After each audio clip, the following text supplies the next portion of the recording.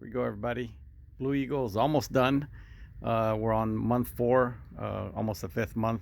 But I'm going to show you all the modeling stage, the flexible modeling paste that I used, which is what I used for the original. This is where the big crack was, all the way across, all the way through here, and all the way across this way. There was another one and another one here.